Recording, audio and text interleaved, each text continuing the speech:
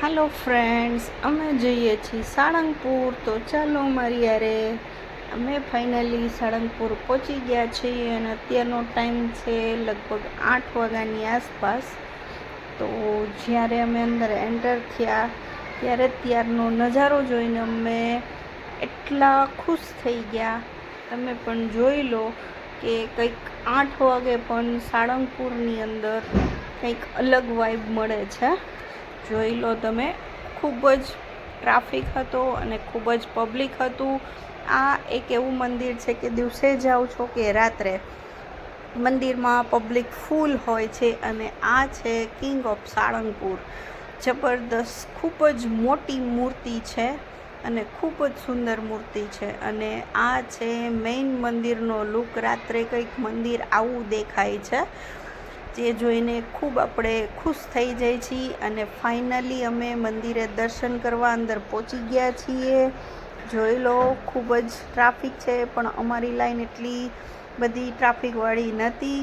અને અમે ખૂબ આનંદથી અને શાંતિથી દર્શન કર્યા. અને દર્શન કરીને બહાર આવ્યા અને રીવુએ કંઈક પૈસા નાખ્યા. તો ત્યાં એવું હતું કે પૈસા નાખો એટલે હનુમાનજીને તેલ ચડતું હતું મશીનથી, ઓટોમેટિક. તો આ રીતે કંઈક અમારો પહેલો દિવસ રહ્યો. અને અમારી ઈચ્છા હતી સવારની આરતી કરવાની. તો અમે ત્યાં મંદિરમાં જ રોકાણ કર્યું હતું. અને ત્યાં રહેવાની સગવડ પણ ખૂબ જ સરસ છે. અને તમે જોઈ શકો છો, આ લુક છે લગભગ રાતના 11 વાગ્યાની આસપાસનો.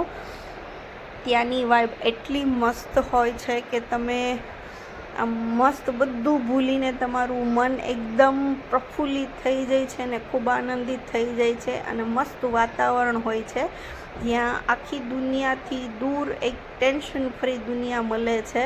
અને આ છે આપણા કિંગ ઓફ સાળંગપુર. રાત્રે કંઈક આવો નજારો જોવા મળે છે. લગભગ આ 11 વાગ્યાની આસપાસનો સીન છે. તો ફાઇનલી અમે સવારના આરતી કરવા માટે પહોંચી ગયા છીએ. અને તમે જોઈ શકો છો કેટલું પબ્લિક છે. અત્યારનો સમય છે સવારના 5 વાગ્યા છે. અને તમે પબ્લિક જોઈ લો. મેં કાલે કીધું હતું કે દિવસ હોય કે રાત હોય, અત્યારે સવારના 5 વાગ્યા છે અને દિવસ જેવો જ માહોલ છે. અને મસ્ત વાતાવરણ છે, ખૂબ પબ્લિક છે.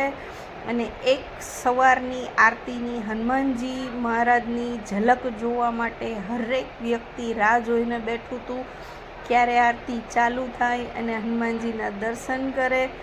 અને જેવી આરતી સ્ટાર્ટ થઈ ત્યાં બધું પબ્લિક હનુમાનજીને જોવા માટે આતુર થઈ ગયા હતા કે હું દર્શન કરી લઉં. અને બધા દર્શન માટે ખૂબ જ ઉત્સાહિત હતા. તો ફાઇનલી મેં તો આરતી કરી, મને તો ખૂબ જ મજા આવી ગઈ. તો તમે લોકો પણ જરૂરથી જાજો સવારની 5:45 વાગ્યાની આરતી કરવા. ખૂબ જ મજા આવશે અને ખૂબ જ આનંદિત થઈ જશો. તો આ રીતનું કંઈક અમારી સાળંગપુરની ટ્રીપ રહી. અને ત્યાર પછી અમે પાછા દિવસે મંદિર જોવા માટે નીકળી ગયા હતા, જે સવારે ઓપન જ હોય છે પણ અમે પછી મંદિર આખું જોયું હતું. અને આ છે સાળંગપુરવાળા હનુમાનજી મંદિરની પાછળ સ્વામિનારાયણનું મંદિર છે, જે એક આખું આરસથી બનેલું છે અને વૃક્ષ કટિંગથી આખું સુંદર સજાવેલું છે. આ મંદિર પણ ખૂબ જ સરસ છે.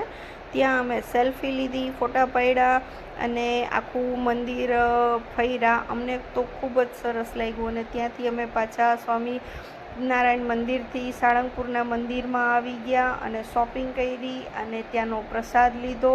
અને ત્યાંથી અમે ફાઇનલી નીકળવા માટે તૈયાર થઈ ગયા હતા.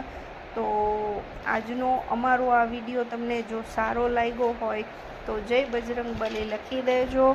તો ત્યાંથી અમે પહોંચી ગયા હતા શનિદેવના મંદિરે, જે સાળંગપુરથી થોડું દૂર છે. તો ત્યાં કંઈક આવો નજારો છે. સરસ શનિદેવનું મંદિર છે અને 111 શિવલિંગ છે. કોઈ મંદિરે આપણે જાય તો 1, 2 અથવા 8 કે 10 કે 11 હોય, ત્યાં ટોટલ 111 શિવલિંગ છે. તો આ પણ એક સરસ મંદિર છે. તો જ્યાં તમે સાળંગપુર જાઓ છો તો આ બે જગ્યા નજીક જ છે. એક કુંડળ છે અને એક શનિદેવનું મંદિર છે, જ્યાં જરૂરથી વિઝિટ કરજો. તો જો વિડીયો સારો લાગ્યો હોય તો જરૂરથી વિડીયો લાઈક કરજો, શેર કરજો અને કમેન્ટમાં જય બજરંગબલી લખી દેજો. તો આવજો, બાય બાય.